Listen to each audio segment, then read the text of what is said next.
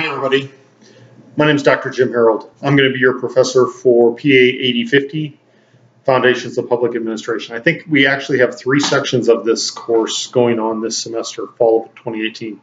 A couple online and 1 in class. I have taught this course several times in the past. I have been at UNO since 2011. I've taught at both the undergraduate and the graduate level. And I've been teaching in the Master of Public Administration program for a couple of years now. I wanted you to be able to put a face to the name because in the online environment, that's sometimes difficult to do. A lot of you are going to see each other in the online environment. You'll see each other over and over again. I realize some of you are also taking classes live, which is great.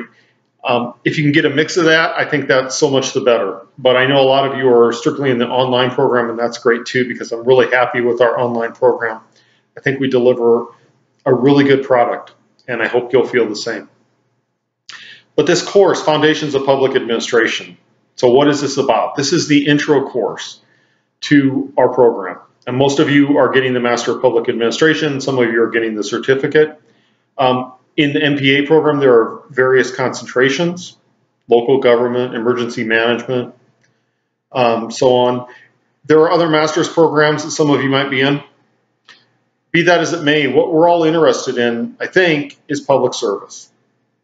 Hence, public administration and a Master of Public Administration. But really, you know, what is public administration? Well, way back in 1887, Woodrow Wilson, who later became president, but at the time he was a college professor, said that public administration is government in action. So what did he mean by that? What he really meant was that in his estimation, and you can argue about what he said, but in his estimation, politicians or elected leaders made policy and public administrators or administrators carried out policy. So they implemented policy. That's a little bit simplistic, and we're going to talk about reasons why that's kind of simplistic later on. But for now, if you think in your mind of a 2-part process for government, there's a part that makes policy and a part that implements policy. And we as public administrators often are in the implementation part. And so what does that mean? It means that what we call public administration really has 2 tracks. One is a practical one is more of a scholarly pursuit. So the practical one really is what a lot of people do in the public sector, right? You could be working for a variety of governmental entities. There's not just one government in the United States. There are many governments in the United States, and they all have some degree of policy and procedures that are carried out. You could be working for a school district. You could be working for a local government. You could be working for a county government, a state government, the national government. You know, you could be working in a large department, like at the national level. You could be working in a large department like the Department of Defense, which is huge. You could be working as the city clerk in a small town in Nebraska with 2,500 residents. In both those cases, you're a public administrator. But public administration really defines itself functionally as well. And here it's broad as well. So you could be involved in making budgets. You could be an emergency manager at a county level, for example. You could be a fire chief, a police chief. You could be running the parks department in your city. You could be running a public arena venue. In all those cases, really, you're a public administrator. And so there is not one career track that defines public administration. And then on the academic side, really, it's those of us involved in studying, you know, public administration, public policy, the theory of public administration, budgeting. So it's really, public administration is a broad area. And that's good in a sense because there's a lot of things to talk about. It's bad because a lot of people want to confine things to one small box that they can manage. And unfortunately, that's sometimes difficult in public administration. So let me tell you what we're going to do in this course this fall, so you understand where I'm coming from every week, when you get on Canvas and you look at what I have lined up for you. So first of all, this book by Guy and Ely called Essentials of Public Service. So I use this book in conjunction with other readings that I'm going to give you. Most of the time, those will be PDF files. Sometimes I'll give you a link. In either case, what I'm trying to do is connect some foundational elements, sometimes classic writings of public administration, with the more practical. So the Guy and Ely text really is more on the practical side, talking about what public administrators do in the public sector. Some of the readings I give you, some of them are more on the theoretical side. A lot of them are on kind of the classic side, things you should know as a public administration person. So you're going to run into some names. I mentioned Woodrow Wilson, but Goodnow and Wilson, we'll read them together. Even though they wrote in the 1800s, what they have to say really formed the basis for a lot of what we talk about. So you're going to read that, and you're going to read the other text, and I'm going to try to connect sort of the theoretical strand with the practical strand each week.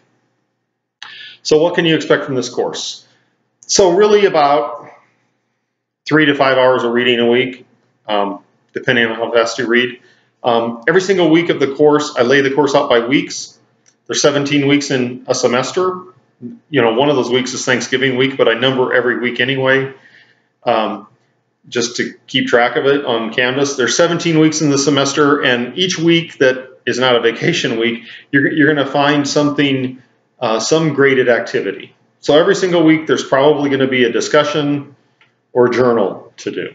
I use discussions most of the weeks, and so the idea of discussions is for you to learn from each other.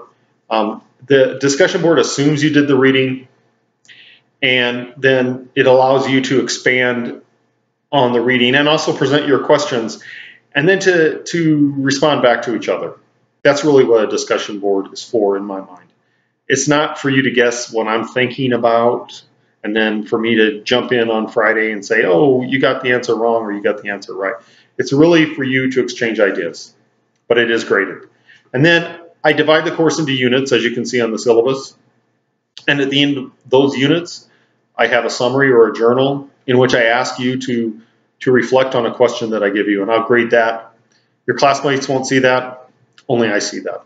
And then there's a project, and I call it a scholarly book review. So what's that about?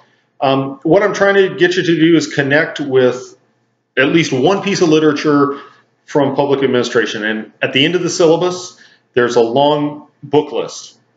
All those books really you can get from the UNO library. If you're a distance student, get a UNO library account. You should be able to check them out. They will send it to you. Some of the books actually are fairly inexpensive to buy, or there's other ways to obtain them. A lot of them are in just regular public libraries as well. Anyway, I give you a long list of books. I let you choose one of the books on that list, and I want you to write what is called a scholarly book review. Now, what do I mean by that? What I mean by that is I don't want you to, give the classic book report, right? My book is called Julius Caesar by Shakespeare, and the book is about Brutus who kills Caesar and Caesar dies, the end. I mean, I don't want you to give that kind of book review. This actually allows you to take whoever this author is to connect what that author or authors have said with the literature. So you're going to research and you're going to find out, okay, so here's the theme that this author had. Now, what other writings possibly did that author inspire, or what are some of the strands of the literature that are connected to what this person said? I mean, many people might refute what this author said. Many people might agree with what this author said. Many people might add on or take away from what this author said. So that's the kind of approach that I want you to use. I'll talk about this more as the semester goes on. What you can expect each week on the Canvas site is I will provide a PowerPoint lecture that I turn into a video for ease of viewing that you'll be able to click on. The video, lectures, just like in class, are meant to supplement the reading, not to substitute for the reading. So any class you take, just keep that in mind. The lectures don't substitute for the reading. The reading doesn't substitute for the lecture. They complement each other. So I provide you a lecture. It's anywhere from 20 to 40 minutes long. And I bring up some points from the reading that I want you to take home. And then you participate in a discussion or a journal or something connected to the scholarly book review each and every week. So at the end of it all, I add up the points, and that's how you derive your grade, which is what a lot of people are interested in. So the last thing is, this is an online class. You know, a lot of you are distance students. There is no benefit in this class to being a distance student or an Omaha-based student. I will confer with any student anytime on telephone or email. If you happen to be in Omaha, I will gladly meet with you by pre-arrangement. Typically what I do is I'll meet with students in the library at a mutually acceptable time, or at Mammal Hall or somewhere else on campus, you know, that's convenient for people. I've done all those things. I'm more than happy to have, you know, answer your questions on the telephone, on my cell phone. I think I have my cell phone number on the syllabus. You can call me. Just don't call me past about 10 o'clock at night. There's a couple of days during the week that I'm not really very available. Monday afternoons, Wednesday afternoons, Tuesdays. Those are the days I'm really not too available. But other days I'm pretty much available. So I'm really happy to answer your questions. This is the foundational class. So everything I do tries to help you get the material and also help you do things like write a paper. So the scholarly book review is really an exercise in writing a paper that involves some research and also the exercise of reading a book that really is in addition to and supplements everything that we talk about in class. So that's it. You can contact me at my UNO email. That is on the Canvas site. I have all my contact information there. Please do feel free to contact me. The very worst thing that that any teacher at any level can get is somebody coming in, you know, in week 16 and saying, I don't understand how we're supposed to do this paper. Fact is, I don't let you do that because I'm going to ask for an update about halfway through. But please don't be that person. Again, welcome to UNO, welcome to this program, and welcome to this course. I am looking forward to your participation. Thanks.